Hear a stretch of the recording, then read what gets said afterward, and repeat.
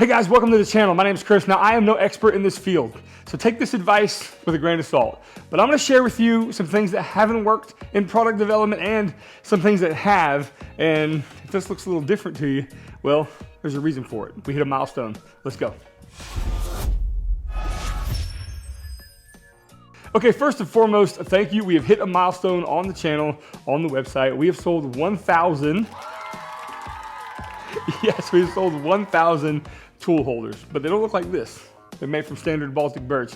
This is a commemorative maker edition. Now, I really truly believe everyone who has helped me along this journey is a maker at heart, and so am I.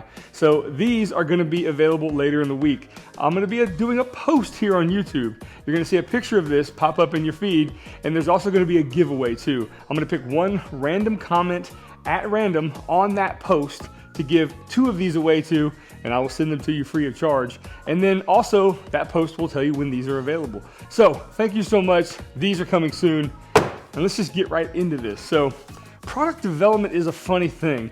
I have done so many things in this shop that have failed. I started this process a long time ago. When I first started really, thinking about leaving Publix and what was I gonna do? Am I just gonna make videos? I mean, one of the key factors of YouTube is trying to leverage an audience off of YouTube to do something that you are giving to the community, right?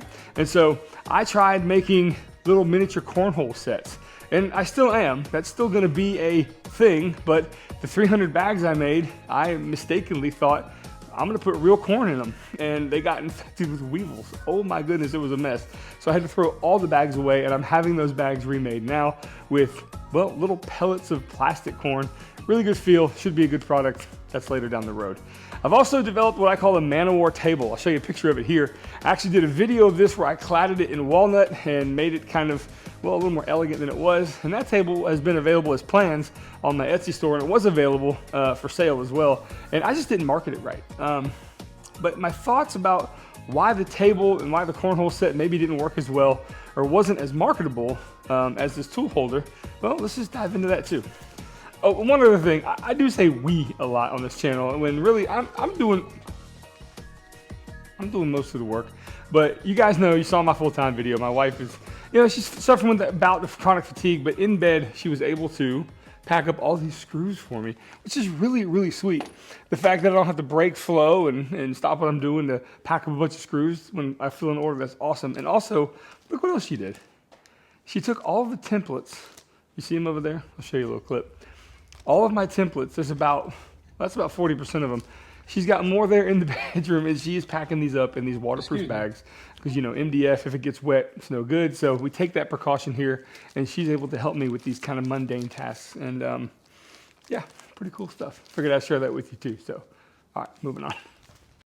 All right, so these tool holders, well, I thought to myself, what does every single person in my audience, I figured maybe 140,000+ of you guys, what do you all have in common? And maybe what do you all have?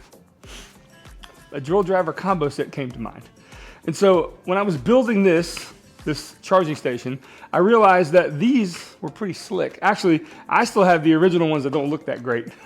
But the idea was that I posed it to you guys on that video. What do you think of this? Are these even worth trying to market? And I knew in the back of my mind that it probably was, due to the fact of the ubiquity of drills and drivers in people's shops, and the fact that they want them accessible. And if I did this thing due diligence and I made it cool enough, made it hip, I thought it might work. And lo and behold, it did. And I'm so grateful for it. Now, that's what you gotta do. You gotta think to yourself, well, who in my audience is there? What's my demographic? And what exactly do they have or do they need that you can add to what they do every day? And I think maybe storing their drills in a fashionable, cool, and sexy way, maybe that's something that might be kind of cool. You know why? Because I'm a maker at heart, so are you guys, and I think it's pretty damn cool. That being said, moving forward, it was an onslaught. And so I started making these things over and over. Like I said, I had to cut out, good Lord, I mean, we're talking like 2,000+ pieces, and still doing it every day, still running this machine through every single day. And during that process, I was like, well, I gotta get organized. I gotta get organized for shipping. And then another idea came. And let me tell you about those two. And that idea was making a French cleat system that, well, really was going to fit my needs, that I thought maybe if no one needs a shipping station, they might just need a work surface, just something like this. I know people in their shops like to put things up out of the way, and that's when I thought maybe these tool holders, that's why I thought these brackets would come in play too. Now, if you've gone to my website and you've purchased from me, thank you. And if you've gone there too, and you've seen that my prices are actually pretty competitive, I think that I'm offering these things at a pretty low price, believe it or not. I have a formula that I use in terms of pricing this stuff versus what it costs me to get it in and my time. Again, my time is allocated much more to this business than it ever has been due to the fact I'm not working 50 plus hours a week at a retail store. So I do think of that as a benefit to you guys. Yes, it's a benefit to me because I get to do what I love. And it's now really starting to feel like work. Don't get me wrong. But I still love this. And I figured why not try to pass the savings back on to you?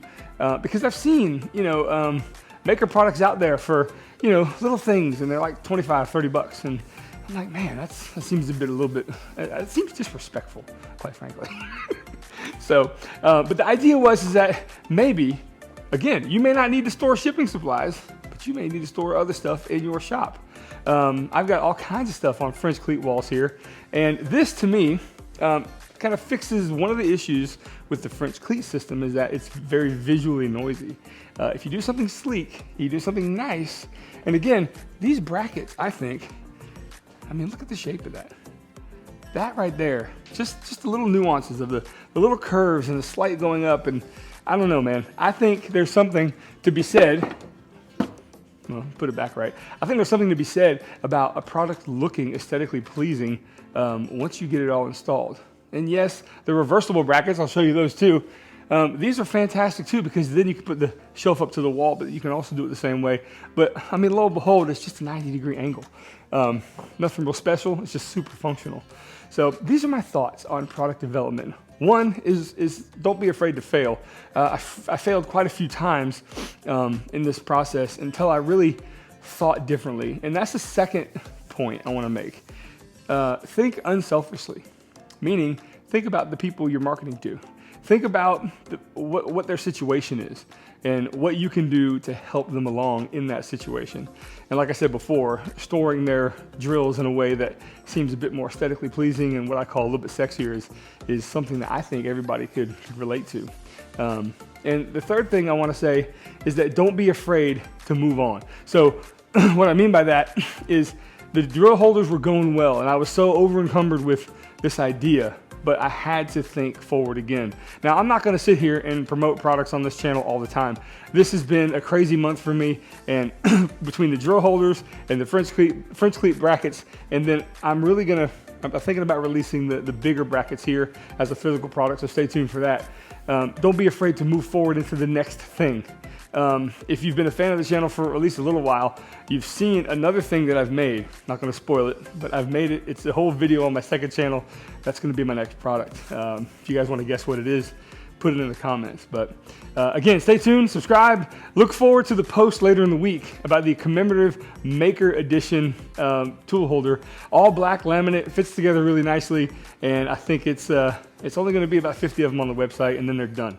So look forward to that. Guys, thank you for listening. Thank you for your attention to this, and I hope you got something out of it. And again, you guys are absolutely incredible, and I really do think I have the best audience on YouTube, and I thank you for it. My name's Chris. I'll see you on the next video. Until then, y'all be safe.